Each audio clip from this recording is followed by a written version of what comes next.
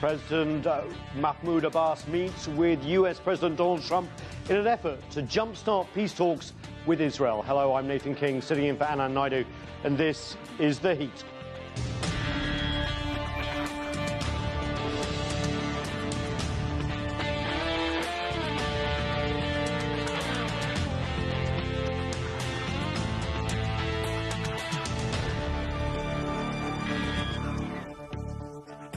Hello again. Negotiations between the Palestinians and Israel took a back seat for most of the past decade, partly due to the war against Islamic State, the conflict in Syria, and concerns over Iran's nuclear program.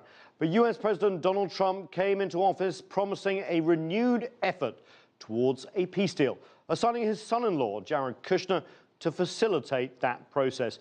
In February, Israeli Prime Minister Benjamin Netanyahu paid Mr. Trump a visit, followed by today's visit by President Mahmoud Abbas. Let's get to our panel. Joining us from Cleveland is Abbas Hamideh. He's the co-founder of Al-Awda, a global coalition of activists and students in support of Palestinian rights. With us here in Washington is Aaron Magid. He is a Washington correspondent for Jewish Insider. And Professor Chuck Freilich is a former Israeli Deputy National Security Advisor. He's also currently a senior fellow at Harvard University's Belfer Center and Kennedy School of Government. And also with us is Khalil Jashan. He is Executive Director of the Arab Center in Washington, D.C. And that's where I want to start, Khalil. You've been around the Abbas delegation over the last 24 hours. What's the feeling coming out of the meeting? Is there anything new? Was the meeting itself enough, considering what the Trump campaign had been saying in the transition? Let me preface my answer by saying that both sides, with all due respect, have kind of lowered their expectations to a minimum. It's not new, but particularly in terms of the hype that we heard from Washington, at least, the Palestinians were very practical. The fact that the meeting took place in spite of Israeli opposition in a way, with all kinds of information or disinformation to try to delegitimize Abbas and his objective in coming here. I think the meeting went well. The sentiment right now, I just came from actually the hotel where Abbas was meeting with Tillerson just a few minutes ago. They feel that the meeting went well. They're looking forward to more substance in the next few weeks, particularly as the administration begins to flesh out the upcoming visit of the president to the region. And they look forward to continue the conversation with the president and with his staff at the White House. Abbas in Cleveland, I want to ask you, what do you think the red lines were for the Palestinian Authority when they were talking behind closed doors? Because ahead, President Abbas really talked about a freeze on settlements being, again, the only way they would go back to the table, even though they were saying they were happy to talk to the Israeli Prime Minister under the auspices of the Trump administration. That seemed to be a red line. Has anything changed? Well, I think it's all rhetoric. I've seen the talk with Mahmoud Abbas. They're basically reiterating the two-state solution, the same old rhetoric that's been going on. I can tell you, though, that as far as the Palestinian people are concerned, we are ready for peace. We are ready for peace based on justice.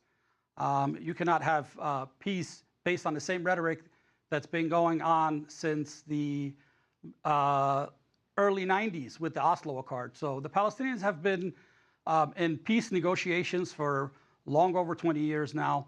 So I believe that there needs to be more substance than the rhetoric with the two-state solution, with the continuing, basically the American administrations, the past presidents, who have always either touched something or nothing at all, as we saw the Obama administration, which took no interest in any real peace process as far as the Palestinians. So the Palestinian people welcome peace with substance, peace with justice. It's not an ongoing thing that we just want to discuss for the rest of our lives. So the Palestinian people on the ground and all over the world, like myself, are looking forward to something tangible. We are coming up on the Nakba, which is the Palestinian catastrophe of the Palestinian people, on May 15th. So we've been waiting for 69 years. Yes, we want peace. We want peace with international law. We want peace with returning the refugees back home. That's the piece that I'm looking forward. I'm not sure that me and Mahmoud Abbas are on the same lines as far as real peace talks go. Aaron, here in the studio, obviously Israel watching very closely. What do you think they made of the meeting today, and what would you think their red lines were in terms of if negotiations to restart, how they happen, and what the Trump administration needs to do? Well, I think Israel was very happy for 2 points. Number one is the issue of incitement was raised, and that's a topic that Israeli Prime Minister Benjamin Netanyahu has repeatedly discussed. Is this about payments to prisoners and Palestinians who've carried out attacks and then have all died, and then to their families? Well, according to the Israeli narrative, there's two parts of it. One is they discuss incitement in Palestinian schools, and they say this is a major contributing factor towards the violence in the recent wave for the past year and a half. So number one, they were pleased about that was raised. Number two is they were also happy that Sean Spicer mentioned at the press conference today about the issue of payments towards the families of prisoners who Israelis would refer to as terrorists. So I think on that regards, they were happy. In addition to that, the issue of settlements was not raised. So that's an ongoing tension between U.S. Well, not publicly. We don't. Not publicly. In terms of what the administration decided to publicly stress, incitement, yes. Payment to terrorists, families of terrorists, yes. Settlements, no. So from an Israeli perspective, these are positive developments. Interesting. Chuck, before I get to you, I want to play a clip back in February when Prime Minister Netanyahu was here and Trump's position, Donald Trump's position on the two-state versus one-state solution. It was a very interesting comment. Let's just play that. I thought for a while the two-state looked like it may be the easier of the two. But honestly, if Bibi and if the Palestinians, if Israel and the Palestinians are happy, I'm happy with the one they like the best. Chuck, is this flexibility or a misunderstanding where the conflict is? I don't think it's really either. I think it's another case where the president has stated positions from which he then backed off as he came to understand the issue. Is it helpful? Is it helpful for him to be saying that? No. I think there is only one solution to the Israeli-Palestinian conflict, and that is a two-state solution. And unfortunately, we have not been able to achieve it to date, but that doesn't mean that it isn't the right way to go. And I think what we could really be focusing on here isn't we don't really know what happened behind the closed doors in the talks today. The question is, what do we have to do to reach a final settlement? And one of the major issues is, of course, the settlements issue, but I think that there is a major international misunderstanding in the sense that Israel could agree to stop settlements completely, 100% today, and we actually wouldn't be much closer to an agreement than we are now, because there are at least 2 or 3 other issues which are far more difficult than the settlements issue. Israel has actually offered on 3 occasions in the last decade and a half to withdraw from essentially 100% of the West Bank, and in so doing, to dismantle most of the settlements. The really hard issues are Jerusalem, the refugee issue, and we heard one of the speakers before speaking about a return of, and if he meant a full return of refugees to Israel, then that's an absolute non-starter. That means we'll never achieve peace. And the third issue is recognition of Israel as the nation state of the Jewish people, which the Palestinians refuse to do. Those are the really difficult issues. Those are the ones that we should be exploring and seeing if we can find ways to resolve them. And I think we should also be forthright in saying that at the moment, and unfortunately for the foreseeable future, we don't have leaderships on either side that are both interested and capable of reaching a deal. Your last point is well taken, but Khalil was shaking his head throughout your rundown there, and I want him to be able to respond, because there is a feeling internationally as well that the settlement freeze has to come because that's the easiest thing to do and would create trust. And then the thorny problems, as you quite rightly say, about Jerusalem and status, about the refugee and the unique nature of Israel can be addressed later on. Khalil, you were shaking your head. What's your response there to Chuck? Well, I mean, I don't know where to start, frankly. He listed all kinds of items that are not true and objectionable, actually. Every word was 100% true. Thank you. You're always true, 100%. This is definitely an opinion show, so let's go, Khalil. Basically, these are final status or permanent status issues. We all know there is no need to reinvent the wheel in terms of how to solve the Palestine question. There is a conventional wisdom that has been out there for 20, 30, or even more years. And I think if Abbas did anything right during his visit, is he reiterated publicly in front of the President of the United States what it takes. He talks about the concept of the two-state solution. He talks about the concept of a Palestinian state, independent Palestinian state with its capital in East Jerusalem. He specified what are the basic ingredients where there is a consensus throughout the international community in this regard. And I thought he did his case, even though I do not necessarily agree 100% with all of Abbas's policies, but I thought he did his people a good service by basically putting the dots on the line and putting, first of all, informing the President of the United States, who clearly, I think, judging from his statement today in the press conference, he didn't know the basics of the conflict. The only thing he could search deeply and comment on was the fact that the Palestinians have the responsibility to do basically security coordination with the Israelis. I mean, there are plenty of things that have been done and continue to be done and should be done that could bring the two parties together. But I thought the Abbas's statement was very substantive, very detailed, specified the issues that need to be focused on, while the president talked in generalities. So nothing was started today or achieved today other than the fact that there is a will to start, again, a process. But the Palestinians, as Mr. Hamideh said earlier, are not interested, and I agree with him, are not interested in a process. They are interested in peace. And as long as occupation continues and whatever process is initiated does not aim at that, then we're going to face the same problem. By the way, this attempt, if we want to call it the Trump peace plan in the Middle East, this is number 78, the 78th attempt at peacemaking since 1937. I want to bring Abbas in a second, but I want Aaron just to talk about a point that Khalil raised, which is that the roadmap to peace has been well documented since Oslo. In fact, to the street corner, to the hilltop, everyone knows what a two-state solution would look like with some movement.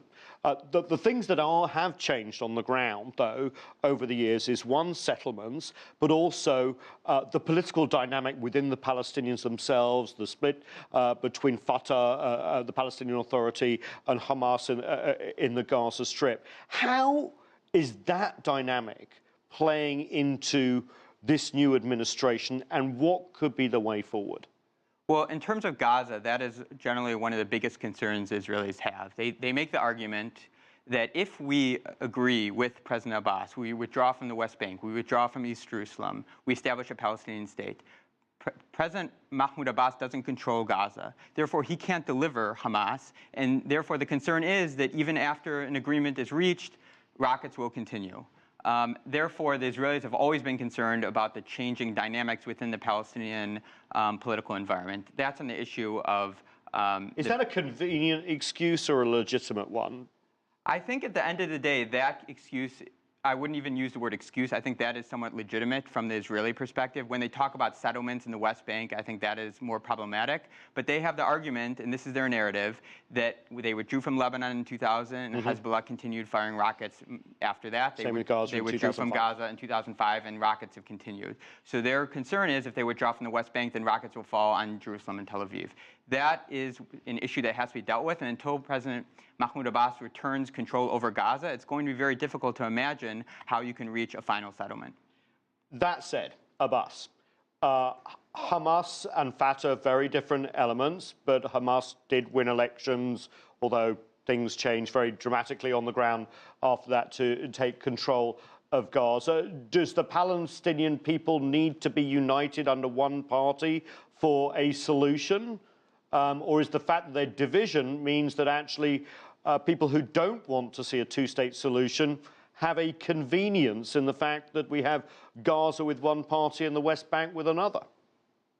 Well, absolutely. Unity is key to everything. The Palestinian people should unite, and they need to be united against the occupation. we hear a lot of this rhetoric and a lot of they're talking about nonsense. The nonsense is that the world must understand that there is an occupier and there is an occupied. Okay, the occupier is Israel. The occupied are the Palestinian people. So this, again, this is what we call hasbara, which is Israeli deception. They keep making up these lies and making up these new criterias for the peace process, and they bring in Hamas. Hamas came in to the picture 40 years after the Israeli occupation. Okay. So that is something that we have long debated, you know, and it's really not necessary. I want to bring in Chuck, but I do want you to explain this before Chuck gives a very robust defense, rejection, I'm sure, of what you just said. Hamas came out with a political document this week, which some people have said is just window dressing, but there were about 40 different changes to it, including, while not recognizing Israel, accepting the potential of a Palestinian state based on the pre-1967 Six-Day War borders, also some language separating it from the Muslim Brotherhood, so perhaps it can have a rapprochement with a post-Muslim Brotherhood Egypt, setting the stage for potentially a Middle East pact with the recognition of Israel behind any solution. Sorry if I'm going too quickly, but there's so many elements that we have to get in here. Is that document important for a potential peace process where we saw Abbas with Donald Trump today? Well, again, I think actions speak louder than words. And is a document important? Sure, if it makes sense. And if it's something that's going to work towards anything tangible to end the occupation, it's fine. Hamas, in reference to their new document, I don't think anybody has seen it all yet. That'll be determined when it comes out and we see it. Okay. But the main thing is Hamas is always used as a distraction. There is an occupation, and to call for a Jewish state and to call for the Palestinian people to recognize a Jewish state is racism. That's racist. We're in 2017, and I think people need to really start knocking that off, because the Palestinian people will never accept to live under a racist state. Well, asking the Palestinian people to live under a Jewish state is like asking the Muslim people or all citizens of Syria to live under ISIS. Okay. That is completely ridiculous. Very strong language there, Chuck. Your response to all that? First of all, I'd like to simply express regret that the pro-Palestinian interlocutors in this conversation speak in the terms that they do. And unfortunately, this is a reflection. It's the reality. Excuse me, it is a reflection of the broader problem that we face. For example, Abbas simply doesn't understand that unless the Palestinian people can get themselves to recognize Israel for what it is, the nation state of the Jewish people, and absolutely not. We will never recognize. We will never recognize Israel in the context of a Jewish state. Just let never. Abbas, just let Chuck finish. Thanks, sir. Hamas just passed and by the way, the document was published. A document which defines Palestine as an Islamist state. The entire Arab world defines itself as Islamist or Muslim. There is one Jewish state in the world. It happens to be one of the world's more vibrant democracies. And it is time for you people to get past your hatred and start talking facts. Maybe you can avoid saying you can't have peace when you have Jewish-only buses. Jewish-only buses does not bring peace. Sir, learn also to engage in debate. Chuck, Abbas, I'm just going to put a timeout on you two, just quickly. Khalil, I would like to answer the question. Yeah, unfortunately, though, you seem more intent on attacking each other rather than answer the question. So no, I don't want to. I do not want to attack anyone. I would like to answer the question. Chuck, please, without using confrontational language, if you can. For the I didn't. Okay. I don't think I did. Okay, going forward. How about you people? Okay, Khalil, thanks. For next 30 seconds, just finish your point, please. Israel has proposed to withdraw from virtually 100% of the West Bank and already withdrew from Gaza, but it proposed to withdraw from virtually 100% of the West Bank on 3 occasions. Establish a Palestinian state. 2,000 Camp David. Excuse me, sir. I happen to know the facts. 2,000 Camp David, 2,000 the Clinton parameters, and 2008 the Olmert proposal. If you are not familiar with them, I suggest you study them. A Palestinian state, a division of Jerusalem, and a small, not great, a small return of refugees. Except for the refugee issue, Israel put on the table virtually everything that the Palestinians want. And the Palestinians said no repeatedly. Okay. Now, the current Israeli government is not taking that approach. It's a hardline government, and like the Palestinian government today, it also is not about to make the concessions required. Chuck, I'm going to cut you off there because... Last sentence. It is time for the Palestinians to take a very, very close look at their positions and who really has prevented a deal to date. Chuck, thank you. Aaron, sorry, you haven't had a word for a while. What do you make of all this? Well, I just think about the interview with Donald Trump and Reuters, where he said there's literally no reason why there isn't peace between the Israelis and the Palestinians. And clearly we see in this discussion the many different divisions, whether on Jerusalem, whether on settlements, whether on Gaza, and you can go on. And I think the one point that's important, if the United States is going to be playing a serious mediating role between the Israelis and the Palestinians, they have to match the rhetoric with the complexities on the ground. And to keep making these points, they're so removed from the reality. Yes, we all want peace, but peace means difficult compromises. And if you ignore that, then you're just very removed. I think that's a point well taken, Khalil, because Jared Kushner's in charge of this. He's good at making property deals in Manhattan. I know in some sense, if you look at it cynically, this is a big property deal. But it's so much more, isn't it? It's about the details. Yes. And the fact that these wide principles have not been solved is because of details. It's because refugees still have the keys to their old house. It's because there are settlements where people feel that the land is theirs in terms of their religion, dating back thousands of years. There are so many passionate emotions. How do we get past this? And can people like Jared Kushner and Donald Trump do this? We cannot deal with it in isolation from the past experience. We cannot deal with it in isolation of history. We have to take into consideration this body of, as I said, 76, 77 attempts at peacemaking in the Middle East. There is this huge cemetery of peace proposals that has existed since 1937. So you can't come in, with all due respect, even if you are the best real estate. You said 37, you mean 67, right? Since 37. Okay, we're going back even further now. Excellent. The partition plan. I know what you're talking about. Yeah.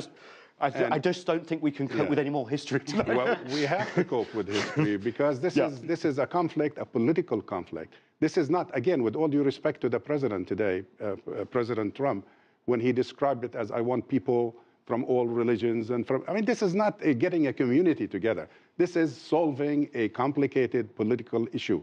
And with all due respect to the real estate experience of the president and his son-in-law, I mean, that's fine. There is no requirement for mediating this conflict. But I'll tell you what there Dennis is. Ross can't do it. There is a requirement for mediating, okay? Mediating implies that you have to be objective, that you have to be fair, that you have to be even-handed.